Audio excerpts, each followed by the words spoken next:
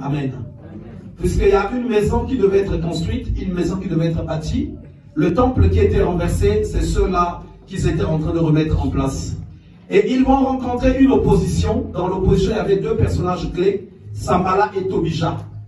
Mais quand Dieu leur donne cette mission, quand Dieu parle aux sacrificateurs, aux prophètes de ce temps-là de reconstruire la maison de Dieu, c'est sûr qu'eux-mêmes aussi, ils avaient un certain engagement. Nous devons être debout, nous devons construire, nous devons construire. Ils avaient des dispositions. Mais à partir de là, le Seigneur les interpelle. C'est vrai, vous avez une part, mais dans tout ce qui va se faire, ce n'est pas votre force, ce n'est pas votre intelligence, comme le disent certaines versions encore, ce n'est pas votre intelligence, ni votre puissance, mais c'est pas la force, la puissance de l'Esprit de Dieu. C'est par là que vous allez bâtir et reconstruire cette maison. Et Pierre, qui avait reçu aussi la promesse, que voilà, le Seigneur dit, sur toi je bâtirai mon église. Pierre, quelque part, il se disait, ben, l'église va être bâtie en moi, ben, ça veut dire qu'il n'y a plus rien soit qui peut m'arrêter. Il se disait que c'est simplement comme ça. Mais le Seigneur, cependant, avait la révélation. Bien qu'il avait donné la promesse, mais il savait que Pierre n'était pas encore prêt, n'avait pas encore la force pour construire. Qu'est-ce qu'il va dire? Il va se passer deux choses dans la vie de Pierre. Une fois, le Seigneur va dire ceci: Simon, Satan t'a réclamé, a voulu te cribler de balles, mais j'ai intercédé pour toi. Mais pourtant, c'est un peuple qui est revenu faire des miracles, qui est revenu faire des délivrances. Mais le Seigneur dit, si je n'avais pas intercédé, toi assurément tu n'allais plus être en vie. Toi assurément tu n'allais plus être tel que tu es. Pourquoi? Parce que malgré la promesse que Dieu avait donnée, il fallait que cette promesse maintenant puisse rentrer dans un processus de construction. Vous savez, quand une personne soit veut des enfants, même un homme, il veut des enfants. Il dit, moi, je veux par exemple des enfants. Je veux des enfants. Ok. Même si il enceinte 8 femmes, il n'aura pas un enfant aujourd'hui. Vrai ou pas vrai? Il n'aura pas un enfant. Pour que tu aies cet enfant, il faut que tu ailles maintenant en suivant les étapes. Mais déjà, il faut que tu commences déjà à trouver une femme. Il faut déjà la convaincre. Elles sont capricieuses. Il faut la convaincre si elle peut porter un enfant. Donc le processus, elle va même te dire que non, non, non. Moi, avant d'avoir un enfant, il faut aller m'épouser. Il faut que tu fasses encore des économies. Et j'espère qu'avant le mariage, elle ne mourra pas aussi. Donc il peut arriver tellement de choses que finalement, rien ne se passe. Mais pour que tu aies cet enfant, tu vas finalement attendre. Tu vas aller d'étape en étape, d'étape en étape. Et cette étape-là, c'est celle-là qui s'appelle la construction. Et c'est dans cette étape, finalement, dans cette étape, Salomon va bâtir, construire le temple en 7 ans. Il va passer 7 ans. 7 ans. Et avant ces 7 ans, Dieu n'était pas encore rentré dans le temple. Mais plutôt, pourtant, Dieu était avec Salomon. Mais rentrer, s'asseoir dans le temple, nécessitait que la maison soit construite dans le plan, dans la pensée que Dieu avait donnée. J'aimerais que quelqu'un me cherche le passage de David, là où il dit, j'ai reçu ce plan de la main de l'Éternel, quand il le donnait à Salomon. Le frère Melvin peut chercher, on va le lire. Donc, la maison que Dieu donne à construire, il va même exiger, là et là, ça va faire tant de mètres. Là et là, ça va faire tant de mètres. Ça va avoir telle couleur. Là, ça doit être en or. Dans cette maison, on va beaucoup parler de l'or. De l'or. Vous savez, dans le temple, pourquoi on parle de l'or? Parce que l'or représente la gloire. Dans l'or, il n'y a aucune impureté. On va parler de l'or dans cette maison. La parole de Dieu présente l'or. La parole de Dieu donne quoi? Les reins. Pourquoi on parle de les reins? Les poteaux des reins. Parce que les reins, c'est le plus solide des fers. Le plus solide des fers. Aucun fer ne peut briser les reins. On va nous parler de quoi? On va nous parler de l'ivoire. On va nous parler de quoi? Du lieu saint. On va nous parler de quoi? Du lieu très saint. On va nous parler de quoi? Du temple, de la caisse du témoignage. Et si vous voyez comment est composé le temple, ça représente, s'il faut dire, même la personne. Le lieu saint. Dans la personne, est-ce que nous le savons, c'est quoi? Dans la personne, l'âme. Le lieu très saint, c'est l'esprit. Voilà pourquoi la parole de Dieu dit ceci. L'esprit de Dieu vient se joindre à mon esprit. Et à partir de là, je peux dire Abba, Père. Or, quand on va voir, pour que l'esprit de Dieu vienne habiter, je ne parle pas d'arroser. L'esprit de Dieu travaille dans deux sens. Tel que nous sommes à l'église, on est en train de prier. Deux fois, pendant que nous invoquons le Seigneur, le Saint-Esprit va arriver, il va arroser. Imaginez un peu dans ce lieu qu'il tombe une pluie. Est-ce qu'il y a une personne qui va être épargnée? Chacun va repartir trompé par l'eau de la pluie qui a coulé. Et quand le Saint-Esprit vient arroser, chacun aussi est arrosé. Chacun reçoit quelque chose. Mais cependant, pour que l'Esprit de Dieu vienne habiter, là c'est une bataille. Là c'est une construction. Là c'est la personne qui doit dire, moi je dois être construite, revêtir la gloire de Dieu, que la gloire de Dieu descende. Voilà pourquoi l'objectif numéro 1, l'objectif principal du chrétien, en dehors d'avoir du matériel, en dehors de vouloir le mariage, en dehors de vouloir quoi que ce soit, la préoccupation principale du chrétien, c'est de dire, je dois ressembler à Christ.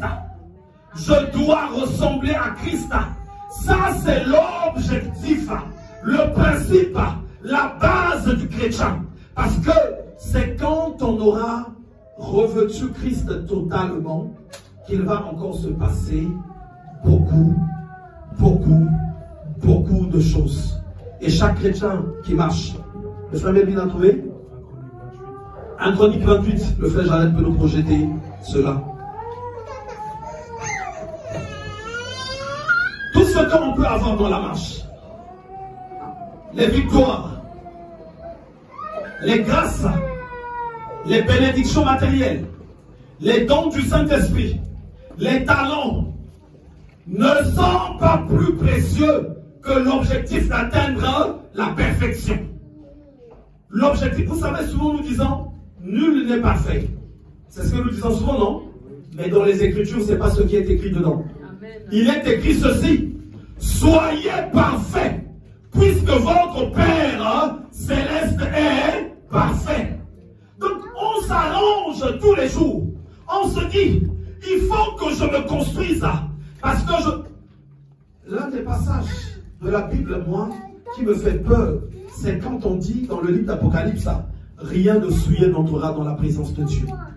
Et là, on nous parle du temps de l'éternité. Il y a des gens qui vont prier 20 ans, 30 ans dans l'église, qui ont chanté, qui ont vécu de miracles, qui ont fait ceci. Une fois qu'il quitte cette terre, il est mort. Il va être surpris et la porte est fermée. Il ne peut pas aller chez le Père. Alors, moi je crois que c'est lui-même qui sera même mieux.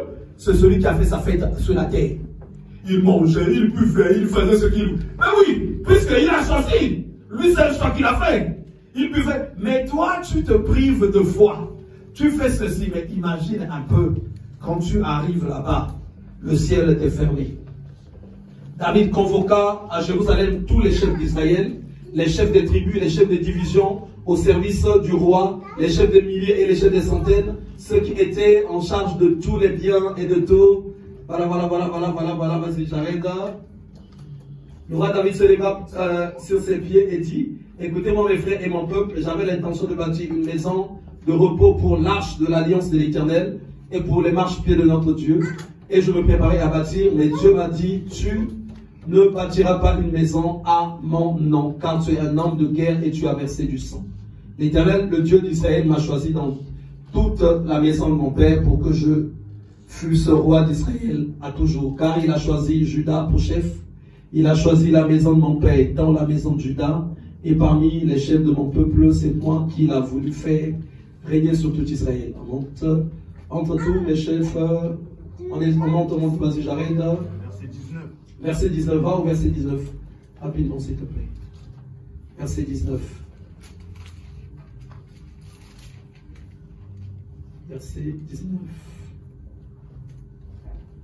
C'est par un écrit de sa main, dit David, que l'Éternel m'a donné l'intelligence de tout cela, de tous les ouvrages de ce modèle. David dit à Salomon, son fils, fortifie-toi et prends courage. Donc, reviens. C'est par un écrit de sa main, dit David, que l'Éternel m'a donné l'intelligence de tout cela, de tous les ouvrages de ce modèle. Donc il y avait un plan, là où Dieu l'avait dit. Et si vous rentrez maintenant dans la profondeur, vous allez voir que Dieu a bien expliqué. Ceci aura telle dimension. Il y aura ça, il y aura ça, il y aura ça, il y aura ça. Mais ce n'était que l'ombre des choses à venir.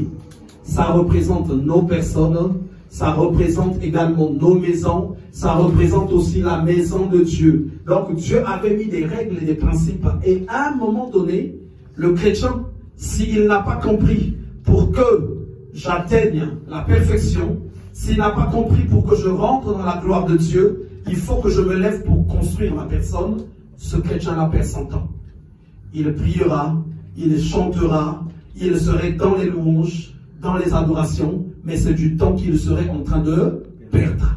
C'est du temps qu'il serait en train de perdre. Un passage que j'aime dans le livre de Corinthiens, c'est quand on le dit, examinez-vous vous-même pour voir si vous êtes dans la foi. Or, si on retrouve 100 chrétiens, on peut voir même 95 qui passent leur temps à voir le péché dans la vie des autres. Mais ils n'ont pas le temps de se regarder. Ils n'ont pas le temps de regarder qu'est-ce qui règne dans leur cœur.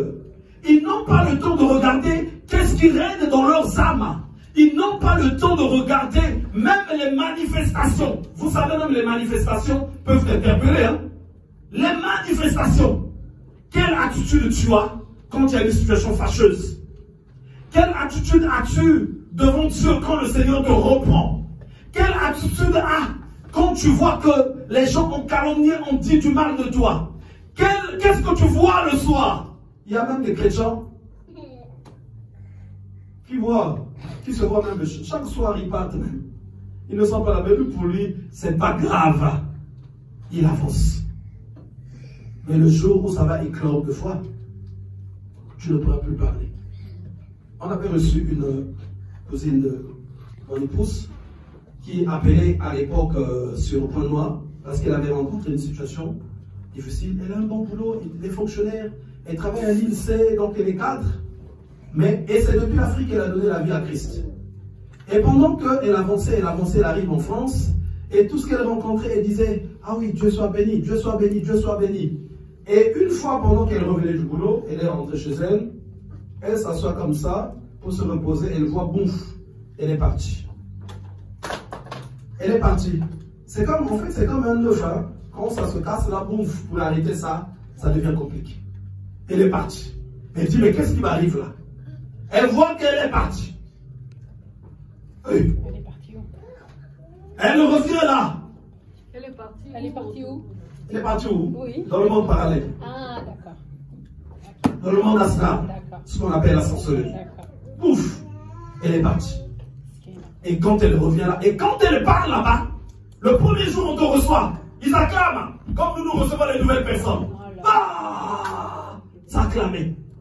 Elle dit, mon Dieu, quand elle revient, le lendemain, elle dit, je ne vais plus partir là-bas. Elle dit, je ne vais plus partir. Mais quand tu vas dire, tu ne vas plus partir, tu vas t'accrocher à quoi? Tu vas t'agripper à quoi? Un fer. À quoi tu vas t'agripper? Quand c'est cassé, déjà c'est cassé. Elle arrive là, dans sa maison, elle dit, je vais voir. Où est-ce que je vais partir? Waouh!